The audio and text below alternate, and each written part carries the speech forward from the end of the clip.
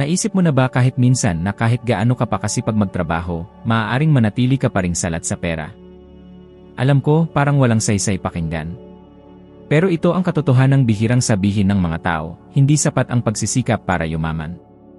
May mga tao dyan na halos hindi na natutulog, may 2 o higit pang trabaho, tagaktak ang pawis sa kakakayod, halos wasak na ang katawan sa pagod pero pagdating ng katapusan ng buwan, puro bayarin ang natitira at kulang pa rin ang pera.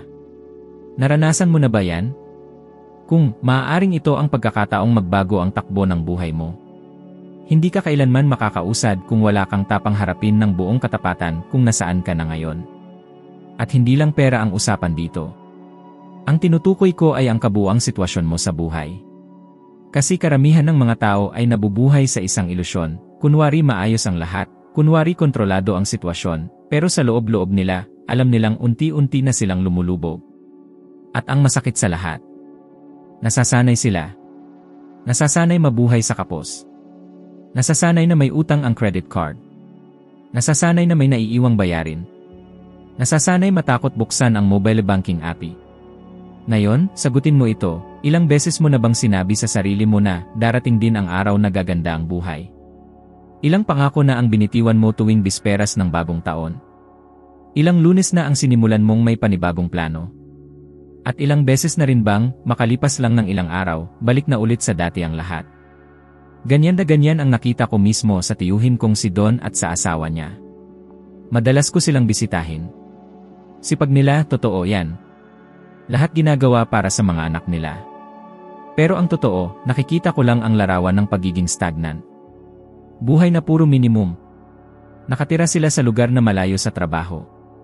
Araw-araw sumasakay ng pampublikong transportasyon, kinakaharap ang matinding traffic, halos araw-araw may overtime at kahit ganon, hirap pa rin silang tustusan kahit ang pangunahing pangangailangan. Tuwing Pasko, pare-pareho lang ang eksena, nagkukumahog mangutang sa mga tindahan para lang makabili ng regalo sa mga bata. Tapos, naririnig ko na naman ang pamilyar na linya na siguro sinabi mo na rin, next year, magiging iba na. Pero noon, hindi ko na napigilan. Tinitigan ko si Don sa mata at sinabi ko, hindi totoo yan. Walang magbabago sa susunod na taon. Kasi hindi kayo magbabago. Nagalit siya. Naiinis siya sa sinabi ko. Pero alam kong totoo. Kasi ako mismo, nabago ko ang buhay ko. Ako ang patunay na posible talagang umahon mula sa kailaliman, pero nagsimula lang yon nang harapin ko ang katotohanan. At ang totoo, hindi nila alam kung nasaan sila. Nasa isang paulit-ulit na siklo taon-taon, parang plaka na gasgas. At hindi nila alam. Ikaw, alam mo ba kung nasaan ka ngayon? Sa totoo lang. Umupo ka na ba at sinuri ng maayos ang kalagayan mo sa pananalapi? Tinaya mo na ba kung ilang oras ng buhay mo ang iniaalay mo para lang kumita? Napag-isipan mo na bang gaano karaming lakas mo ang nauubos sa mga bagay na hindi ka naman inilalapit sa pangarap mo? May isang nakagugulat na katotohanan tungkol dito. Ayon sa isang pag-aaral mula sa National Endowment for Financial Education, halos 70% ng mga tao ang hindi alam ng eksakto kung magkano ang ginagastos nila bawat buwan. Ibig sabihin, karamihan ay namumuhay sa dilim. At paano makaalis sa dilim ang isang tao kung hindi niya alam na nandoon siya? Kung hindi mo malinaw na alam kung nasaan ka ngayon, mananatili kang umaasa lang, kumikilos base sa takot, sa pagmamadali, sa mga pangyayaring wala kang kontrol. Magtatrabaho ka lang para pambayad ng utang, tatanggap ng mas mababa kaysa karapat-dapat sayo, at maghihintay ng himala. Pero ang himala, hindi nangyayari habang nananatili kang nakapako sa pagkakabalaho. Nangyayari lang ito kapag gumalaw ka. At ang unang hakbang ay makita mo kung saan ka nakatayo ngayon. Isa pa, hindi aksidente ang pagiging walang kamalay-malay sa sariling kalagayan. Isa itong resulta ng programasyon mula pagkabata. Tinuturuan tayong huwag magtanong, sundin na lang ang nakasanayan. Lumaki tayong sinasabihan na masama ang pera, nakasakiman ang kagustuhang yumaman, at nakabutihan ang pananatili sa pagiging stable. Dahil dito, iniiwasan nating harapin ang katotohanan. Iniiwasan nating tingnan ang bill, iniiwasan nating pag-usapan ang pera sa loob ng bahay. Iniiwasan nating mangarap para sa sarili nating kinabukasan. Pero hindi na pwede ang ganitong sistema. Dahil bawat araw na lumilipas na ganyan ang pamumuhay mo, isa na namang araw na hindi mo magagamit para itayo ang totoong buhay na gusto mo. At sa oras na tapat mong tingnan ang kasalukuyan mong sitwasyon, kahit na masakit, doon pa lang talaga magsisimula ang pagbabago. Tandang-tanda ko pa ang unang beses na ginawa ko ito sa sarili ko. Wasak na wasak ako noon. Wala na akong direksyon. Halos wala na akong matuluyan. Iniwan ko ang pag-aaral. Puro trabaho na mababa ang bayad ang pinasok ko. Naghuhugas ako ng sasakyan, nagpapalit ng langis, kung ano-anong trabaho ang sinunggaban ko. Akala ko, yun na ang pinakadulo ng kayang abutin ng tulad kong katulad mo. Wala akong ideya na may iba pa palang realidad na posible para sa akin. At doon, nang harapin ko ang sarili ko, nang walang kahit anong pagdadahilan o ilusyon, doon ko lang nakita, ang buhay ko noon ay eksaktong refleksyon ng paniniwala ko. At kung gusto kong mabago iyon, kailangan ko munang tanggapin kung nasaan talaga ako. Kaya paulit-ulit ko itong sinasabi. Kailangan mong malaman kung nasaan ka. Dahil pag alam mo yon, kahit gaano pa kahirap, hawak mo na ang manibela. Hindi ka na alipin ng kapalaran. Gumagawa ka na ng plano. Isa-isang hakbang. May layunin. May direksyon. Kaya ngayon din, gawin mo ito, kumuha ka ng notebook, umupo ka sa isang tahimik na lugar, at isulat mo lahat ng alam mo tungkol sa buhay mo ngayon. Magkano ang kinikita mo? Magkano ang ginagastos mo? Anong mga gawi ang sumisira sa'yo? Anong mga takot ang pumipigil sa'yo? Gawin mong parang X-ray ang pagsusuri. Dahil kung walang malinaw na pagsusuri, walang lunas. At kung makaramdam ka ng kirot o discomfort habang ginagawa mo ito, mas maganda. Ibig sabihin yan, gumagana na ang proseso. Ang pakiramdam ng hindi komportable ay hudyat na ikaw ay nagsisimulang magising mula sa kawalang malay. At doon pa lamang nagsisimula ang tunay na kalayaan. Ang malinaw na kaalaman kung saan mo gustong makarating ay kasing halaga ng paghinga. Mukhang madali, hindi ba? Pero maniwala ka sa akin, kakaunti lamang ang may ganitong kalinawan. Karamihan ay basta-basta na lang sumasabay sa agos ng buhay. Nagtatrabaho para pambayad ng utang. Bumabangon dahil kailangan. At nangangarap kapag may natitirang oras pa. Ngunit pakinggan mo ito, isang bagay na maaaring magbago ng lahat. Kung wala kang malinaw na direksyon, patuloy lang na gagamitin ng isipan mo ang parehong lumang daan. At kung gusto mo ng ibang buhay, kailangan mong simulan ito sa pamamagitan ng malinaw at detalyadong larawan ng gusto mong marating. Alam mo ba? Mahigit 50 taon kong dinadala sa aking bulsa ang isang maliit na card na may nakasulat na layunin. Araw-araw. Hindi ito anting-anting, kundi isang kasangkapan.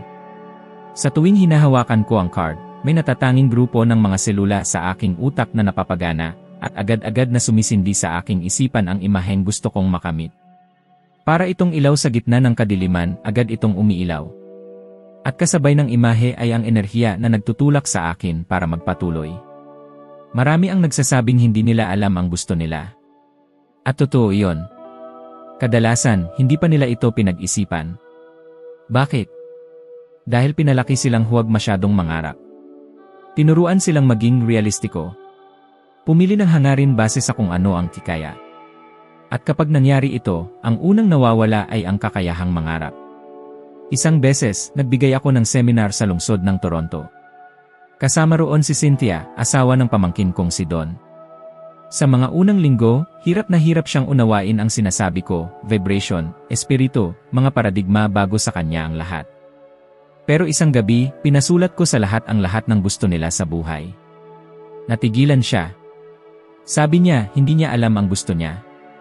Ilang taon na raw kasi siyang inuuna ang kagustuhan ng iba, ng mga anak, ng asawa, ng pang-araw-araw na obligasyon. Pero nang sinimulan niyang magsulat, hindi na siya tumigil. Para siyang sumabog, parang dam na napilas. At ang mga isinulat niya ay baon na baon sa kanyang isipan. Ano ang nangyari pagkatapos? Pagkalipas ng ilang taon, nagtayo sila ng negosyo, naging milyonaryo, at ngayon ay may bahay sila sa Toronto at isa pa sa estado ng Florida. Ngayon, isipin mo, ano kaya ang pwedeng mangyari sa buhay mo kung hahayaan mong iguhit ng iyong isipan, ng malinaw at buo, ang nais mong marating? Nagawa mo na ba ito kahit minsan, ng buong puso? Umupo ka na ba, sa katahimikan, at isinulat ng detalyado kung ano talaga ang gusto mong makamit, saan mo gustong tumira, at paano mo gustong maramdaman ang paggising mo tuwing umaga? Hindi ito tungkol sa mga pangarap na basta-basta.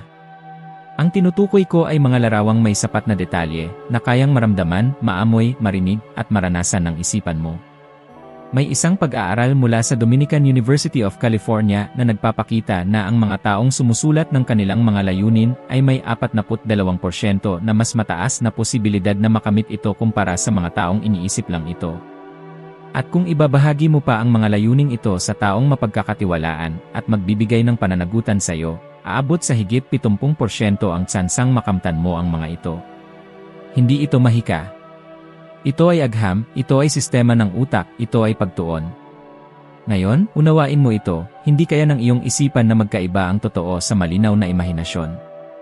Kung araw-araw mong inuulit ang damdamin ng kakulangan, pagkabahala, at takot, iisipin ng utak mo na iyon lang ang umiiral. Pero kung sasanayin mo ang iyong isipan na malinaw at madalas makita ang nais mong marating, hahanapin ng utak mo ang mga landas, koneksyon, at oportunidad na dati ay hindi mo pansin. Kaya lagi kong sinasabi, hindi mo naakit ang gusto mo. Inaakit mo ang kung ano ka. At ikaw ay nagiging kung ano ang palagi mong naiisip at nakikita. Gusto mong mamuhay ng kakaiba, pero maliit kang mag-isip, mababaw kang mangarap, at puro kakulangan ang laman ng iyong imahinasyon. Gusto mong yumaman, pero ang takbo ng isipan mo ay puro survival. Gusto mong magtagumpay, pero araw-araw mong iniisip ang pagkabigo. Kita mo ang kabalintunaan. Kaya hayaan mong magbigay ako sa iyo ng simpleng mungkahi. Isang ehersisyong nagpabago ng buhay ko, at maaaring baguhin din ang iyo, kumuha ka ng maliit na card, kasing laki ng karaniwang card ng bangko. Isulat mo roon, sa malinaw at positibong pananalita, kung ano talaga ang gusto mong makamit. Isang layunin, isang pangarap, isang proyekto. Dalhin mo ito lagi. Hawakan ito araw-araw. Isipin mo ito ng may lakas ng loob. Basahin mo ito ng malakas bago matulog. At paggising, maaaring mukhang katawa-tawa. Maaaring simple lang. Pero gumagana. Gumagana dahil binabago nito ang pakiramdam mo. Inaakma nito ang iyong enerhiya. Inililihis nito ang iyong focus. Ginawa ko ito sa loob ng maraming dekada. At nakamtan ko ang mga bagay na dati ay imposible sa paningin ng mga taong nakakakilala sa akin noong ako'y nagsisimula pa lamang. Isa akong binatilyong walang direksyon noon. Maaga akong huminto sa pag-aaral. Tanggap ng kahit anong trabahong mapadpad. Ngayon, ang mga libro ko, mga video, at mga ideya ay umaabot sa milyon-milyong tao sa buong mundo. Hindi ito dahil sa swerte. Ito ay dahil sa desisyon, kalinawan, aksyon. Kaya kung gusto mong tunay na makaakit ng kasaganaan, gawin mo ito ngayon din, magkaroon ng lubos na linaw sa direksyong gusto mong tahakin. Ang pera ay resulta lamang. Ang buhay na nais mo ay isang gusali na kailangang buuin. At ang simula nito ay isang larawan na malinaw at hindi pwedeng tawaran. Handa ka na bang isulat ang larawang ito? Dahil kung hindi mo ito gagawin, ang isipan mo ang siyang patuloy na pipili para sa'yo. At kapag siya lamang ang nasusunod, ulitin lang niya ang alam niya. Ang tanong, gusto mo bang manatiling paikot-ikot o simulan ng likhain ng bago? Wala ka sa kinalalagyan mo ngayon dahil sa tsamba. At kung patuloy mong ulitin ang dati mong ginagawa, tiyak na pareho rin ang makakamtan mo. Hindi ito parusa. Ito ay sistema. Ito ang tinatawag na paradigma. At ang problema sa paradigma, umaandar ito sa otomatikong paraan. Hindi ka nito kinokonsulta. Basta ka na lang nitong dinadala kung saan-saan. Na hindi mo man lang namamalayan. Ito ang siyang humuhubog kung paano ka tumugon, kung paano ka mag-isip, kung paano ka makaramdam at kung gaano karaming yaman ang paniwala mong nararapat sa iyo. Sa napakahabang panahon, ni hindi ko alam kung ano ang ibig sabihin ng paradigma. At kahit nang natuklasan ko na ito, inabot pa rin ako ng maraming taon bago ko naunawaan kung gaano kalalim ang impluwensya nito sa buhay ko. Ito'y kasama sa bawat desisyong ginagawa ko. Kapag sinimulan ko ang isang bagay at iniwan ko ito sa gitna, andoon siya. Kapag may mga dahilan akong ginagawa para hindi gawin ang alam kong tama, siya rin ang ugat nyon. At ang pinakakakaibang bahagi, comfortable siya. Comfortable. Dahil kahit ang isang lumang gawi ay may kakayahang magbigay ng pakiramdam ng seguridad, kahit na sinisira ka nito. Alam mo yung boses na nagsasabi ng, hindi mo kaya yan. Hindi yan para sa'yo. Magkakaproblema lang. Mas mabuting huwag mo na lang subukan. Iyan ang paradigma mo. Ginagawa niya ang lahat para manatili kang eksakto kung nasaan ka ngayon. Naaalala ko ang isang pangyayari sa mga unang buwan ko ng pagtuturo tungkol sa personal na pag-unlad.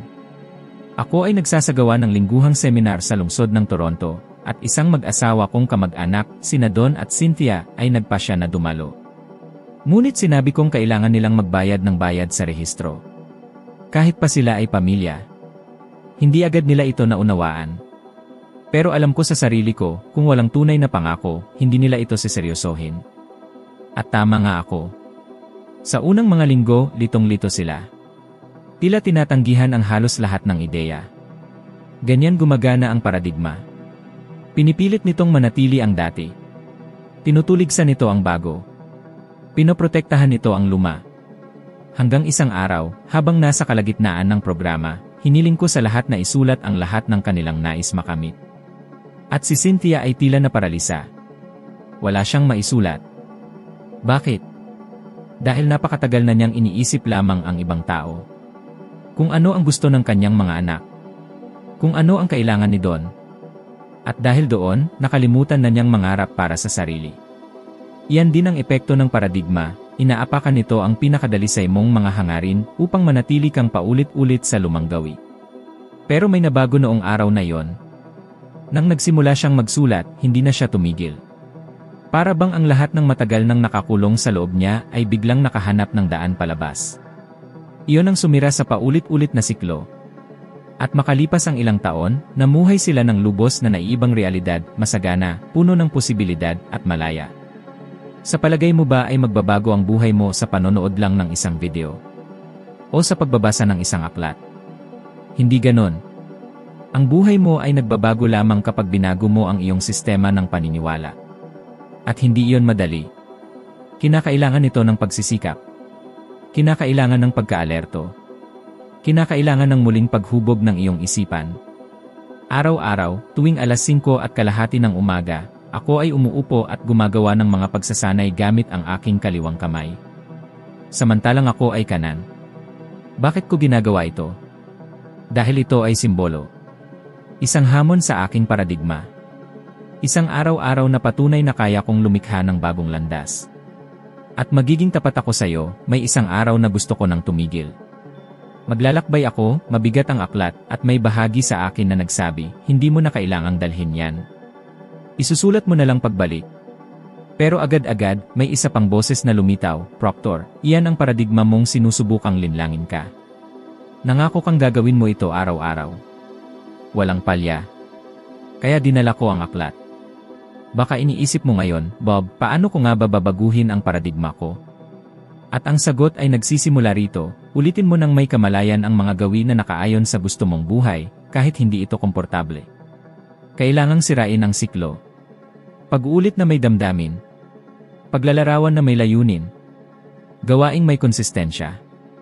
Gusto mo ba ng isang matinding halimbawa kung paanong nakakulong ang isang tao sa sariling paradigma? May nakilala akong lalaki sa isang bilangguang may pinakamataas na antas ng seguridad sa bansang Canada. Ang pangalan niya ay Joe. 7 taon na siyang nakakulong sa nag-iisang selda. Malaki ang pangangatawan, sarado ang pakikitungo, puno ng galit. Pumatay siya ng lalaki sa isang pagnanakaw at muntik ng hatulan ng kamatayan.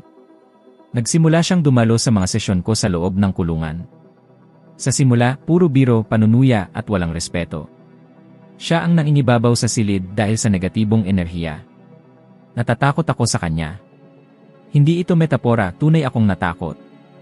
Hanggang isang araw, pagod na ako, nilapitan ko siya, tinitigan at sinabi, ikaw ang pinakahangal na taong nakilala ko. Ang katahimikan pagkatapos noon ay mas malakas pa sa kahit anong sigaw.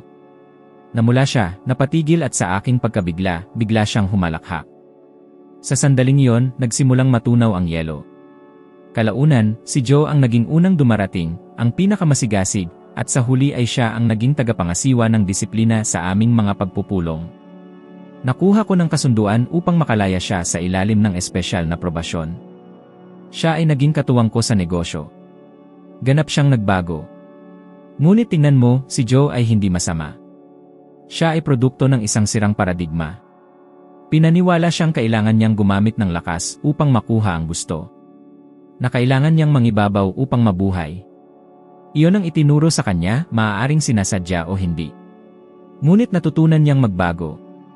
Kaya huminto ka muna ngayon at pag-isipan, anong mga kwento ang patuloy mong inuulit sa iyong sarili na naglalagay sa iyo sa parehong kalagayan? Sino ka kaya kung wala ang mga takot na kinikimkim mo? Ano ang magagawa mo kung hindi ka hawak ng mga lumang paniniwala, ng nakaraang karanasan, ng mga salitang narinig mo noong bata ka pa? Nasa iyo ang kapangyarihang putulin ang lahat ng ito. Ngunit kailangang gumawa ka ng desisyon, ang mamuhay ng may kamalayan, hindi sa otomatikong paraan. Dahil hanggat hindi mo ito ginagawa, ang iyong paradigma ang siyang magmamaneho ng iyong buhay at patuloy mong isipin na ikaw ang may kontrol. Kahit sa totoo lang, may iba nang humahawak ng manibela. Ang pera ay hindi ang tunay na nagbabago sa tao. Ipinapakita nito kung sino ka talaga. At kung naniniwala ka pa rin na ang pera ang magpapaligaya sa iyo, ang siyang pupuno sa kakulangan sa loob mo, ang mag-aalis ng takot mo sa kinabukasan, ibig sabihin ay hindi mo pa talaga nauunawaan kung anong papel ang ginagampanan nito sa iyong buhay. Ang pera ay parang mikropono ng iyong kaluluwa, pinapalakas lamang nito kung anong naroroon na. Kung ikaw ay bukas palad, bibigyan ka nito ng kakayahang gumawa ng kabutihan sa sukat na hindi mo pa kayang abutin ngayon.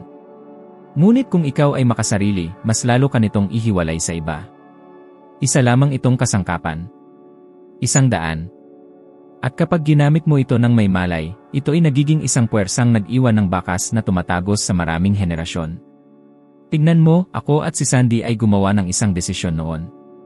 Pinili naming ilaan ang bahagi ng aming kita sa isang proyekto para sa mga bata. Nabibigyan sila ng mga aklat, edukasyon, malinis na tubig, pagkain, at medikal na tulong. May isang litrato sa opisina ko, isang grupo ng mga bata na may hawak ng aming mga materyales. Tinitignan ko ang larawang iyon halos araw-araw. At sa bawat pagtitig ko rito, may napapagalaw sa kaloob-looban ko. Sapagkat iyon ay ang pisikal na patunay ng isang bagay na mas malaki kaysa sa sarili ko. Patunay na kapag ginamit ng may layunin, ang pera ay nagiging pagpapalawak ng iyong espiritu. Patuloy itong kumikilos kahit wala ka na. Ngunit karamihan ng tao ay hindi ganito mag-isip. Pinalaki silang naniniwala na ang pera ay masama, marumi, o mapanganib. Ilang beses mo na bang narinig ang linyang ang mayayaman ay sakim? O kaya, hindi naman nakakapagbigay ng kaligayahan ng pera? Pero sabihin mo nga, ang kahirapan ba ay nagbibigay ng ligaya? Ang kakulangan ba ay nagbibigay ng kapanatagan? Ang pamumuhay ba sa takot na hindi mo mabayaran ang pangunahing pangangailangan ay banal? Hindi, ito ay paghihirap. At ang paghihirap ay hindi katangi-tangi. Ang totoong may kabutihan ay ang paggamit ng kung anong mayroon ka upang baguhin ang katotohanan simula sa sarili mo. At kung gugustuhin mo, at gugustuhin mo talaga, palalawakin mo ito para sa iba. Alam mo ba ang kwento ni Mike Tyson? Kumita siya ng daan-daang milyong dolyar sa kanyang karera, na sa pera sa Pilipinas ay mahigit 16 na bilyong piso, halaga na dapat sana ay sapat na para mabuhay ng komportable habang buhay. Ngunit wala siyang pundasyon. Wala siyang kamalayan. At dahil dito, nawala ang lahat. Nalugi, nakulong, nalubog sa eskandalo, at nawala ang kanyang kayamanan na parang buhangin sa palad. Hindi iyon malas. Iyon ay kakulangan sa panloob na paghahanda. Inilantad lamang ng pera ang kung anong matagal nang naroroon. Kaya lagi kong sinasabi, hindi kayang ayusin ng pera kung sino ka. Pinalalaki lamang nito. Kung ikaw ay walang laman sa loob, gagawin itong kumpulsyon, labis, at kalabisan ang kakulangan mo. Pero kung ikaw ay isang taong may layunin para sa kabutihan, magiging daan ito para sa pagpapagaling, pag-angat, pagpapalawak, at serbisyo. At kung sa sandaling ito ay iniisip mo, pero wala pa nga akong sapat na pera pambayad sa mga utang ko, paano ko pa matutulungan ang iba? Doon mismo nagsisimula ang pagbabago. Ang tunay na kasaganaan ay hindi nagsisimula sa pera sa bangko, kundi sa paraan ng pag-isip. Nagsisimula ito sa maliliit na desisyon. Sa mga intensyonal na pagkilos. Sa simpleng pag-iisip, kung ako ay may labis-labis na kasaganaan, ano ang gagawin ko rito? Ang ganitong uri ng imahinasyon ay nagsisimulang ayusin ang iyong panloob na sistema. Tinatawag ito ng agham na neuroplasticity. Ang utak mo ay nagsisimulang bumuo ng mga bagong koneksyon sa pagitan ng mga neurons. At bigla, ang mga bagay na tila imposible noon ay nagsisimulang pumasok sa iyong radar. Sapagkat ngayon, ikaw ay nakatutok na. Energetically, handa ka nang tumanggap. Ngunit tandaan, hindi mo naakit ang gusto mo lamang. Inaakit mo ang kung ano ang handa ka nang gamitin. Ang sansinukob ay hindi nagbubuhos ng kasaganaan sa mga sisidlang may butas. At kung ang atensyon mo ay puro sa pagkabuhay lamang, sa kontrol sa kaguluhan, doon din naiiwan ang iyong enerhiya. Ang pera ay enerhiya. At ang enerhiya ay nangangailangan ng layunin. Ng direksyon. Kapag malinaw ang layunin mo, mas malaya ang daloy ng enerhiya. At sa gayon, ang pera ay darating. Sa mga paraang hindi mo inaasahan. Sa mga landas na hindi mo pa naiisip. Dahil binuksan mo ang daan para dito. Ipinakita mo sa sansinukob na alam mo kung paano gamitin ang biyaya na darating sa'yo. Kaya tigilan mo na ang pagsasabi sa sarili mong ang kayamanan ay puro materialismo lang. Tigilan mong maliitin ang sarili mo sa paniniwalang hindi ka isinilang para umasenso. Tigilan mong ulit-ulitin ang mga salitang narinig mo mula sa mga taong hindi kailanman nagkaroon ng lakas ng loob upang lumago. Kaya mong umunlad at dapat. Hindi para sa kayabangan, kundi para sa layunin. Dahil ang mundo ay nangangailangan ng mas maraming taong may kamalayan na may kakayahang humawak ng yaman. Mga taong kayang gawing epekto ang mga numero. Mga taong ginagawang tulay ang kanilang sariling buhay para sa pag-unlad ng iba. Ngayon, isipin mo ikaw na may higit pa sa sapat. May kalayaan sa oras. Kalayaan sa lokasyon. Kalayaan sa kaisipan. Isipin mong natutulungan mo ang iyong pamilya, nasusuportahan mo ang isang advokasya, na i-invest mo sa pangarap mong matagal ng tinatabi, o kaya'y namumuhay ka lang ng magaan at may kapanatagan. Hindi ito pagiging makasarili. Ito ay pagpapalawak. Ang perang inaasam mo ay hindi para sa'yo. Ito ay dadaan sa'yo. Hindi nito nais ang pagmamay-ari mo. Nais nitong mapunta sa isang taong may karunungan kung paano ito gamitin. Isang taong tulad ng maaari mong maging mula sa sandaling tunay mong maunawaan ito. Ang tanong ngayon, handa ka na bang maging daluyan ng kasaganahan? Sapagkat kapag handa ka na ito ay darating. Naisip mo na ba kung bakit kahit alam mo kung ano ang gusto mo at nagsisimula ka ng kumilos, tila may humihila pa rin sa'yo pabalik sa dating sitwasyon? Para bang may di nakikitang lakas na humahawak sa'yo sa isang buhay na hindi mo na nakikita bilang tama? Hindi ito malas, hindi rin ito aksidente. Ito ay ang iyong sariling pagsabotahe. At ito ay mas karaniwan at mas tuso kaysa sa inaakala mo. Ang pagsira sa sariling mga plano ay hindi sumisigaw. Ito ay bumubulong lamang. Lumilitaw ito kapag ipinagpapaliban mo ang isang bagay na ipinangako mong tatapusin ngayon. Kapag bigla kang sumusuko sa gitna ng proseso. Kapag ikaw mismo ang nagsisimulang magduda sa iyong kakayahan, sa mismong oras na dapat ay mas pinipili mong maniwala sa sarili mo. Kapag may sinimulan kang bago, punong-puno ng sigla sa mga unang araw, tapos bigla mong sinasabi sa sarili mo na hindi pa ito ang tamang oras. At alam mo ba kung ano ang pinakamalupit sa lahat? Pinaniniwalaan mo ito. Lagi mong pinaniniwalaan. Ngunit hayaan mong sabihin ko sa iyo ang isang hindi komportableng katotohanan, ang ugali mong sirain ang sarili mong tagumpay ay isang bagay na ikaw mismo ang lumikha. Nandyan ito kasi, sa isang bahagi ng iyong isipan, hindi mo pa rin tunay na pinaniniwalaan na karapat-dapat ka sa buhay na sinasabi mong gusto mong makamit. Naranasan ko ito mismo. Kahit pa binago ko na ang direksyon ng buhay ko, naitayo ko ang sarili kong negosyo, nagsimula akong magturo, may mga araw pa rin na may boses sa utak ko na nagsasabing, "Bob, sino ka ba para magsalita? Hindi mo nga natapos ang pag-aaral. Nagtrabaho ka sa mga istasyon ng gasolina, palaging kapos sa pera. Paano mo matuturuan ang iba na umunlad?" Patuloy na sumusulpot ang mga tinig na yan. Pero ang kaibahan ay natutunan ko nang kilalanin ang mga boses na yan kung ano talaga sila, mga alingaungaw ng dating bersyon ko na matagal nang wala. Marahil ay nabubuhay ka ngayon sa isang papel na hindi na umaangkop sa iyo. Maaaring dala mo pa rin ang isang pagkakakilanlan na hinubog ng inaasahan ng ibang tao, mula sa iyong pamilya, kultura, o mga sugat ng nakaraan. At tuwing sinusubukan mong kumawala sa papel na yon, ikaw mismo ang pumipigil sa sarili mo. Ilang beses ka na bang lumampas sa mga oportunidad dahil sa takot na hindi ka sapat? Ilang magagandang ideya na ang nanatili lamang sa papel dahil pinagdudahan mo ang sarili mo? Ilang ulit ka nang umatras sa huling sandali, sa mismong oras na papalapit ka na sa isang malaking hakbang? May isang pag-aaral mula sa American Psychological Association na nagsasabing mahigit sa 70% ng mga taong may mataas na kakayahan, kapag nabibigyan ng bagong oportunidad, ay nakararanas ng tinatawag na sindromang impostor. Ang pakiramdam na hindi sila karapat-dapat, na nagiging dahilan upang sila ay hindi makakilos. Isa itong uri ng pagsira sa sarili. Isang sistema sa loob mo na sinusubukang protektahan ka mula sa posibilidad ng pagkabigo, kahit na ang kapalit ay ang pagpigil sa iyong tagumpay. At saan nag-ugat ang lahat ng ito? Pareho pa rin mga lumang paniniwala na hanggang ngayon ay may kontrol pa rin.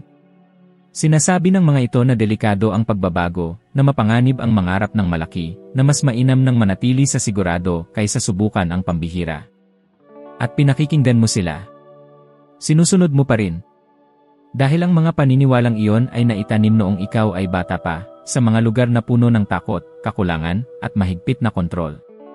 Hindi nila layunin ang iyong pag-unlad. Layunin nila ang pagpapatuloy ng dati. Kailangan mong maunawaan, ang pagsira sa sarili ay hindi dahil kulang ka sa determinasyon. Isa itong mekanismong emosyonal na batay sa mga pattern na hindi mo pa napapalitan. At ang tanging paraan upang madaig ito ay ang pagkilala, pagharap at pagpapalit sa mga pattern na iyon. May ikukwento ako sa iyo na maaaring makatulong para lubos mong maunawaan ang kapangyarihan ng pagbabagong ito. Sa loob ng maraming taon, may nakilala akong lalaki na ang pangalan ay John. Lagi siyang may mga ideyang kahanga-hanga. Malikhain, matalino, at may karismang likas sa kanya. Tuwing may sisimulan siyang proyekto, parang may apoy sa loob niya. Pero palagi niyang iniiwan ito sa kalagitnaan. Lagi niyang sinasabi na hindi pa tamang panahon o kaya'y mas may kailangang unahin. At ang totoo, palagi siyang kapos. Palaging may reklamo. Palaging hindi kontento. Hanggang sa isang araw, kinausap ko siya ng seryoso, alam mo naman kung ano ang dapat mong gawin. Pero tuwing palapit ka ng magtagumpay, ikaw mismo ang humihila sa sarili mo pababa. Bakit? Naiyak siya. Sabi niya, mula pagkabata, palagi raw siyang pinapaalalahanan ng ama niya na ang pera ay delikado, na ang mga mayayaman ay hindi mabuting tao, na ang mga taong tulad niya ay dapat lang mabuhay sa sapat. Tumimo ito sa kanyang pagkatao. Para bang may emosyonal na angkla na hinahatak siyang manatili sa kinalalagyan niya. At nandoon ang punto, hindi ka takot mabigo. Takot kang maging isang taong tinutulan na ng iyong isip noon pa man. Kaya, ano ang magagawa mo tungkol dito? Magsimula sa paggawa ng maliliit na pangakong tapat sa sarili, at tuparin ang mga iyon. Isulat ang isang simpleng layunin at isakatuparan nito. Hindi mahalaga kung maliit lang ito. Ang pagsira sa sarili ay nabubuhay sa kasaysayan mo ng pag-atras. Habang mas marami kang natutupad sa mga ipinangako mo sa iyong sarili, mas pinapatunayan mong mapagkakatiwalaan ka, may kakayahan ka, at karapat-dapat ka.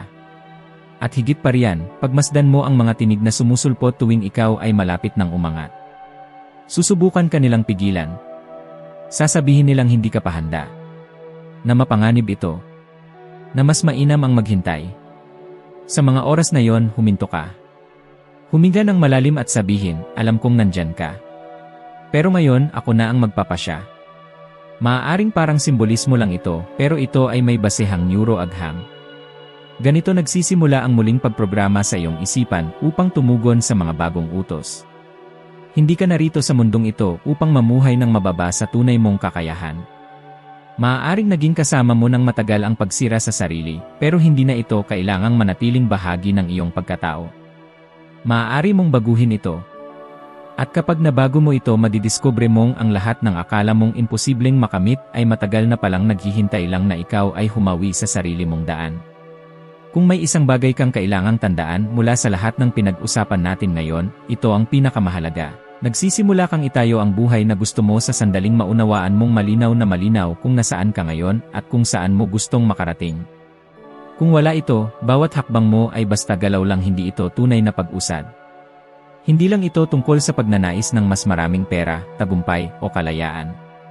Ang totoo, ito ay tungkol sa pagiging isang tao na nag-isip, nakakaramdam, at kumikilos patungo sa mga layuning iyon, araw-araw, na may layunin, na may kamalayan. At ngayon, may pagkakataon ka nang ipagpatuloy ang paglalakbay na ito. Ang susunod na video na makikita mo sa screen ay magdadala sa iyo sa mas malalim pang antas. Isa pang hakbang pataas sa iyong paglalakbay ng karunungan. Isang hakbang pa upang maging mas mainam ng 1% kaysa sa dati mong sarili. At iyan ang tunay na nagbibigay ng pagbabago sa paglipas ng panahon. Maraming salamat sa pagsama sa akin hanggang dito. Inaabangan ko ang muli nating pagkikita sa susunod na video.